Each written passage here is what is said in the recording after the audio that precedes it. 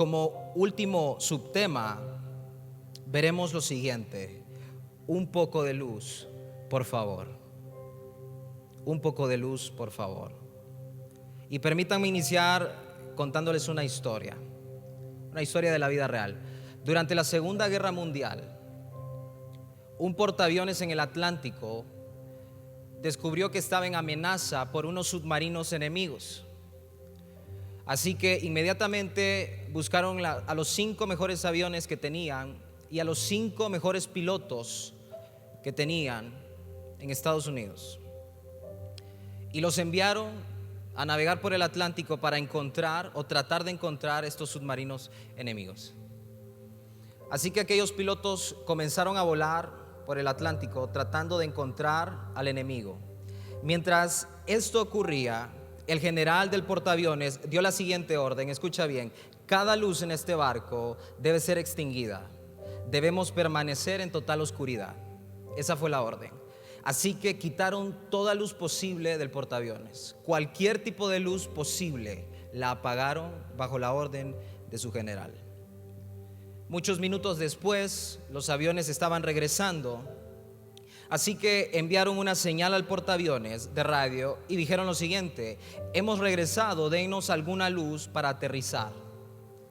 La respuesta del portaaviones fue la siguiente: lo sentimos, hay un apagón total y no podemos darles luz.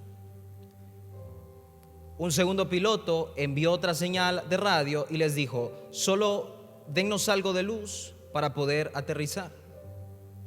Nuevamente el portaaviones volvió a responder: la orden ha sido permanecer en total oscuridad, no podemos encender ninguna luz. Finalmente un tercer piloto desesperado rogó: solo un poco de luz, por favor, para encontrar el camino.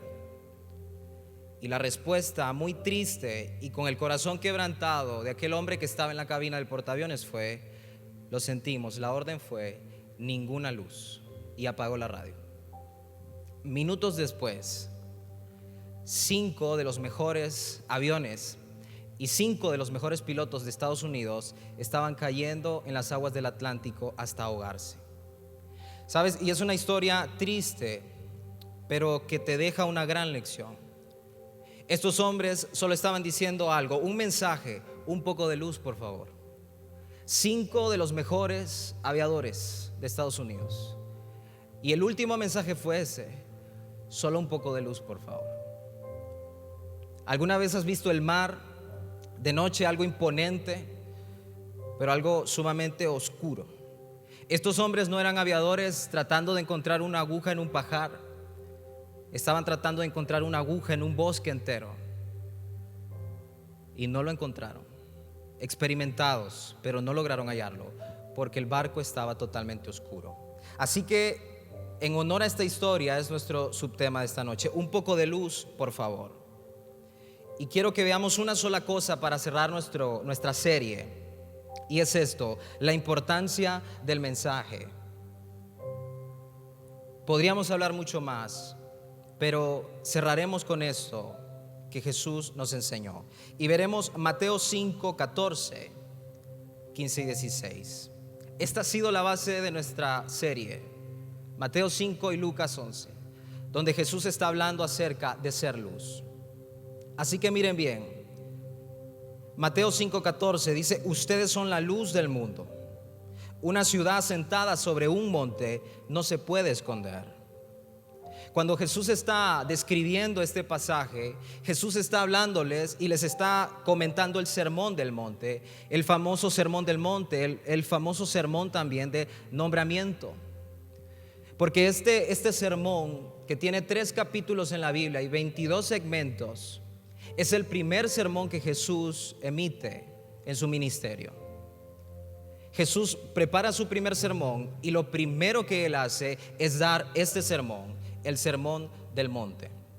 En este sermón, ustedes y yo podemos encontrar acerca de la ley de Dios que habló Jesús, de la ira, del adulterio, del divorcio, de los juramentos, de la venganza, el amor hacia los enemigos, las limosnas, la gran importancia de la oración, el tema del ayuno, el dinero y las posesiones personales, el juzgar a otros, la oración efectiva, la puerta estrecha, el árbol y sus frutos, verdaderos discípulos, los dos cimientos del verdadero cristianismo, la regla de oro y mucho más. En este sermón, en el primer sermón que habló Jesús, Jesús trató desde aspectos más humanos hasta verdades más esenciales del cristianismo. Y luego todo esto lo adornó con analogías, con parábolas, escondiendo misterios para que aquellos que realmente quisieran entender el reino de Dios pudieran ver detrás de estos versículos y encontraran lo que Él nos está diciendo. Ahora, en medio de todo este sermón tan importante, Jesús colocó algo que no encontrarás en ningún otro sermón y en ninguna otra parte.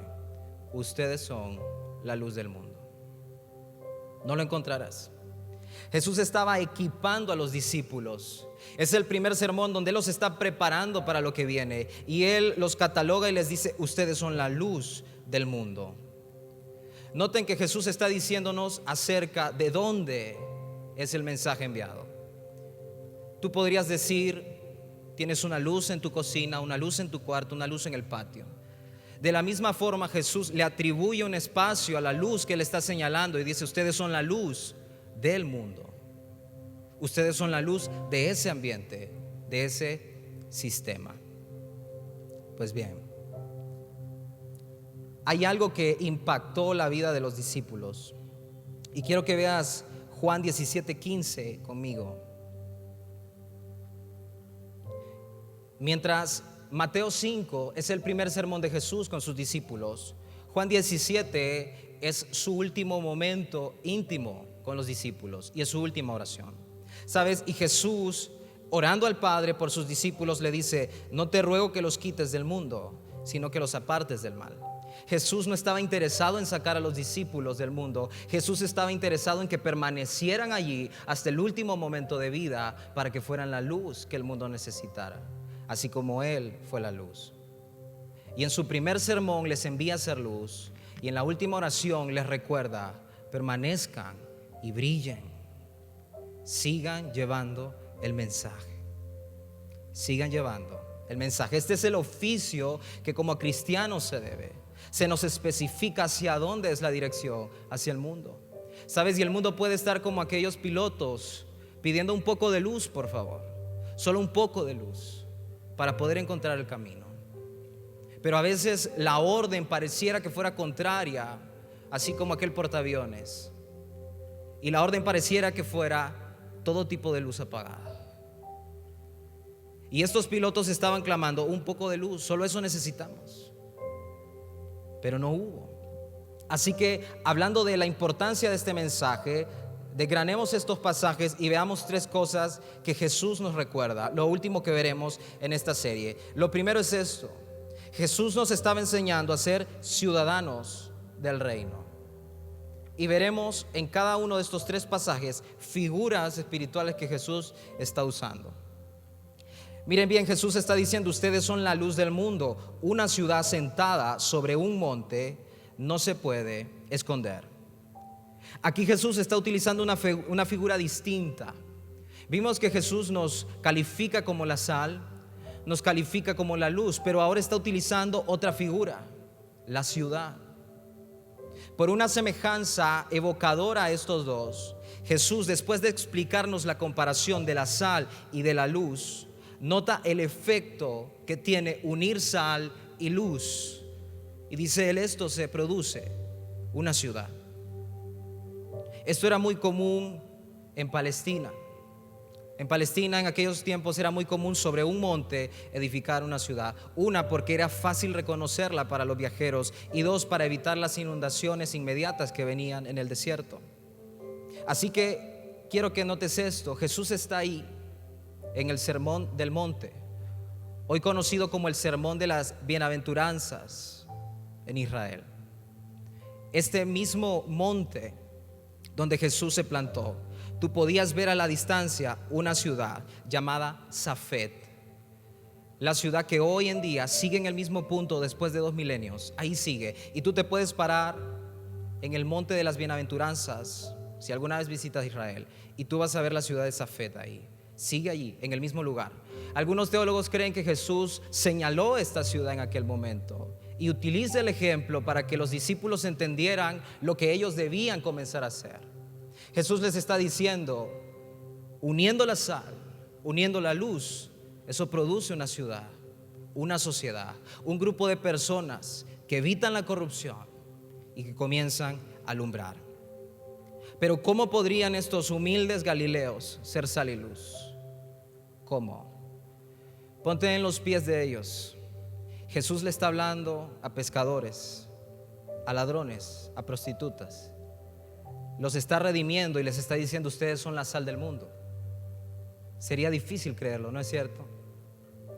Ponte en el lugar de ellos. Este hombre me está diciendo que yo soy sal y luz. Ni siquiera soy letrado, dicen ellos. Lo cierto es que lo que Jesús afirmó ahí se cumplió. Y hoy por hoy seguimos alimentándonos de la sal y de la luz que esta gente recibió y transmitió. Y Jesús utilizó 3 figuras: sal, luz y una ciudad. Y rápido te comento. La sal representa el carácter. La sal era utilizada en la antigüedad para evitar que la carne se descompusiera rápido, y la bañaban en sal. La sal preserva, la sal detiene que empeore la corrupción. Ahora Jesús está hablando de la sal del Mar Muerto, y esta sal del Mar Muerto tiene una peculiaridad, y es que está llena de otros químicos como el sodio, como el calcio, como el magnesio, la arena. Y esta sal, por esa razón, pierde su sabor muy rápido. Por eso tenían que purificarla para que durara. Así que nota lo que Jesús les está diciendo. Ustedes son como estas sales, dice. Preservan, valen. La sal era utilizada para pagarle a los romanos. Y había una frase en aquel momento en Israel: vale su sal, decían. Es como decir vale oro.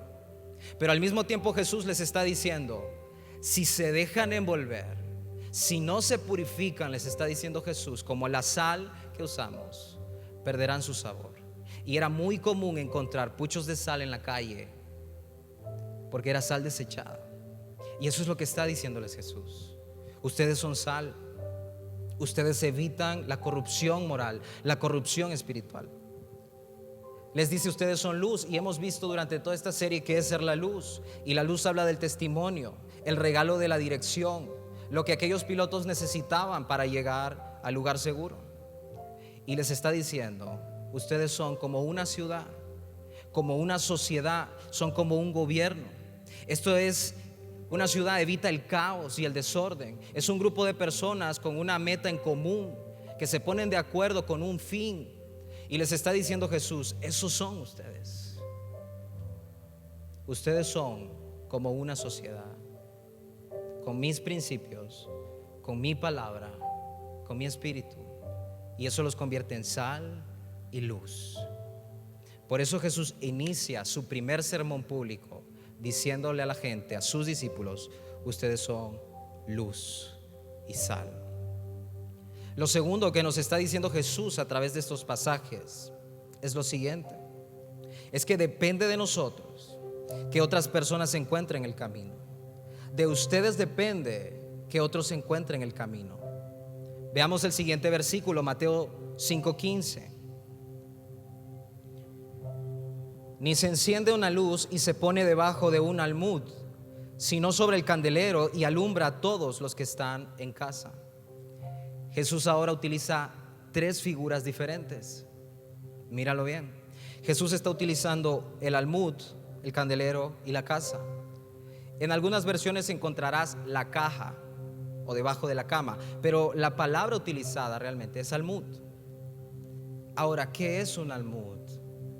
Un almud es una herramienta para medir granos. Era una caja de madera especial para medir granos, y por su forma era bien utilizada como una mesa a veces, o como un cajón para guardar algunas cosas. Lo cierto es que esta era una herramienta de comercio. Recuerda eso, de comercio. También nos habla del candelero. Jesús dice: la luz se pone encima del candelero. Y en la escritura el candelero es figura de la iglesia de Cristo. Y en tercer lugar utiliza la casa. Y en la escritura la casa representa la vida de una persona, el alma de una persona. Por eso le ha dicho que ha habitado en una casa no construida por manos, en tu vida, en tu corazón. Así que nota bien lo que Jesús nos está enseñando. Jesús nos está mostrando: yo traeré personas a esta casa que me pertenece, o sea, a tu vida. Y allí he encendido una luz, dice Jesús, pero no la he puesto debajo de un almud. Y ya te explico lo que representa esto. Sino sobre el candelero, sobre la iglesia de Cristo, para que alumbre y brille. O sea, está diciendo: la he puesto sobre la comunidad de creyentes, sobre esta sociedad que es sal y luz. Y entonces brilla como debe brillar a toda la casa. ¿Sabes? En Ezequiel 28, ¿sabes cuál fue el pecado de Satanás? Dice la escritura: por tu comercio, Satanás, caíste. Si estuviste en la serie de febrero, viste que la tierra de Canaán, la promesa que Dios le había dado a su pueblo, significa comercio, tráfico. Porque esto es muy utilizado en la escritura para hablar del tráfico espiritual, de negociar tu vida espiritual con el mundo. Y Jesús utiliza un elemento de comercio aquí para decirle a sus discípulos: no los he encendido para que el comercio de este mundo los termine apagando. Los he encendido para ponerlos en el candelero, en la iglesia de Cristo, para que alumbren y todo aquel que venga encuentre la luz. Así que Jesús nos está hablando y Él nos está diciendo: de nosotros depende que otros encuentren el camino, que otros encuentren el lugar. Y en tercer y último lugar, ¿qué nos está diciendo Jesús? Jesús nos está diciendo el objetivo de llevar la luz. Sabes, es tan importante el mensaje que Él está dando a través del Sermón del Monte. Es demasiado importante. Jesús nos está diciendo la importancia y el efecto. Por eso en la escritura te habla de la promesa de que si crees serás salvo tú y tu casa, porque una luz encendida puede causar todo un incendio en cualquier lugar donde se encuentre. Satanás teme a la mínima provisión de fe que alguien pueda tener, la mínima. Él teme a la mínima conversación genuina de salvación que alguien pueda pronunciar, la más remota oración sincera, la mínima manifestación de comunión verdadera entre hermanos. Él la teme, porque esa es la luz que alumbra, porque esa es la luz que trae libertad y salvación. Y Satanás tratará de apagar eso de la mejor forma posible. Él desea, Cristo desea que alumbremos y que llevemos esta libertad. ¿Sabes? No hay ninguna persona tan infeliz como un creyente viviendo en pecado, debajo de un almud, porque no puede disfrutar el mundo por la culpa y tampoco puede disfrutar a Cristo por su tentación de seguir pecando, y se convierte en una persona inestable y se convierte en una ovejita rebelde que va por donde quiere. Y sabes, en Israel, cuando una ovejita era muy rebelde, el pastor siempre iba a traerla, siempre iba a traerla. Pero sabes, cuando insistía en apartarse del rebaño, ¿sabes lo que hacían los pastores? La iban a traer y donde la encontraban, le quebraban la pierna. Luego la echaban en sus hombros y la llevaban de vuelta al redil. En el redil la vendaban, le ponían una tablilla hasta que se recuperara. Esa ovejita jamás volvía a apartarse del redil. No esperes a que Dios quiebre algo en tu vida para entender el mensaje, la importancia de ser luz. Jesús le dijo a Dios: no te pido que los quites del mundo.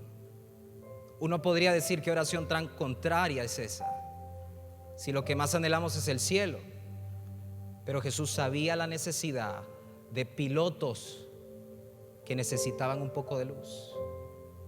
Posiblemente entre tus amistades alguien está gritando: un poco de luz, por favor.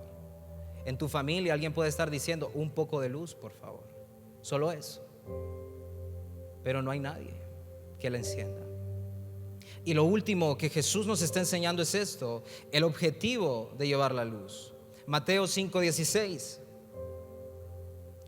Miren bien, de la misma manera que la luz de ustedes alumbre delante de todos, dice Jesús, para que todos vean sus buenas obras y glorifiquen a su Padre que está en los cielos.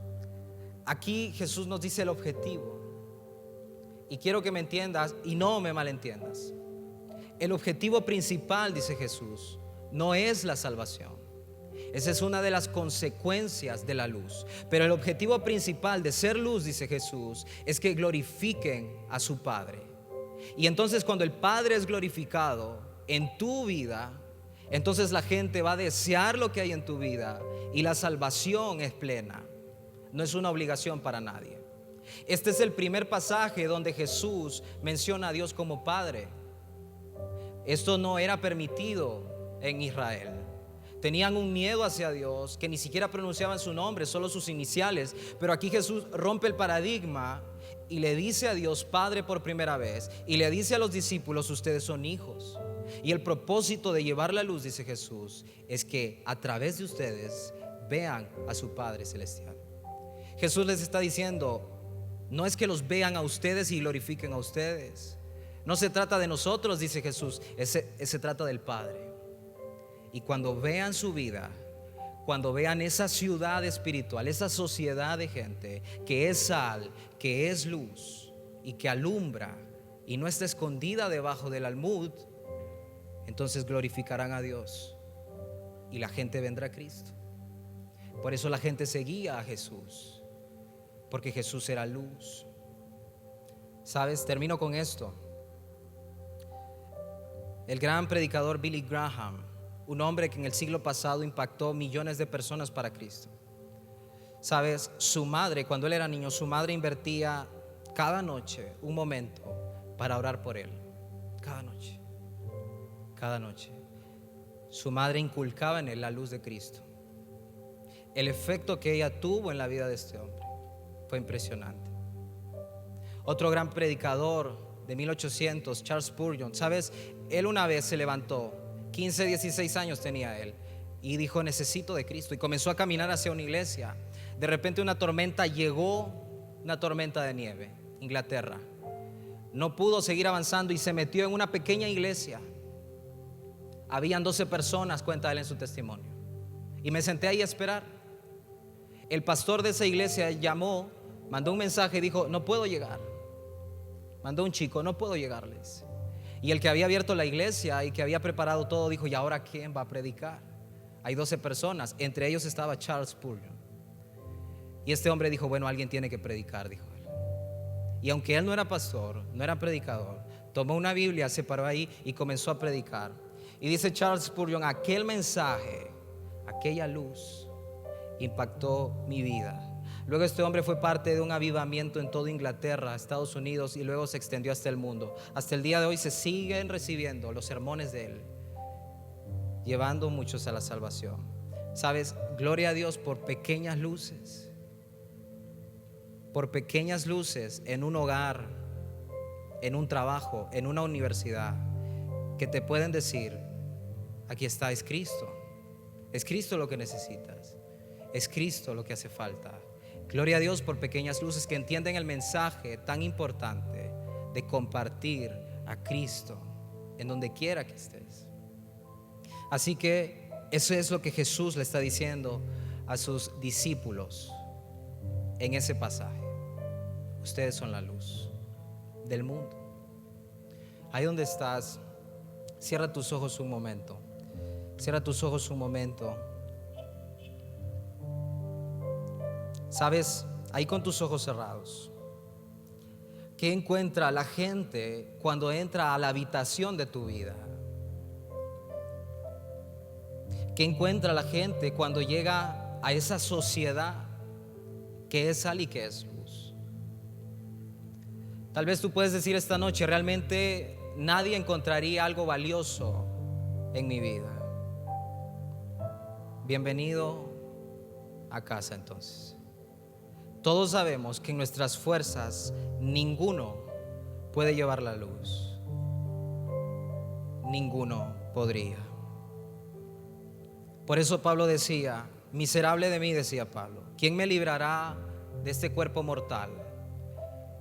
Gracias a Dios por Jesucristo, decía, que nos salva, que nos levanta. Y si tú reconoces que en tus fuerzas no puedes llevar la luz, Cristo te está diciendo, soy yo lo que necesitas. Soy yo lo que necesitas.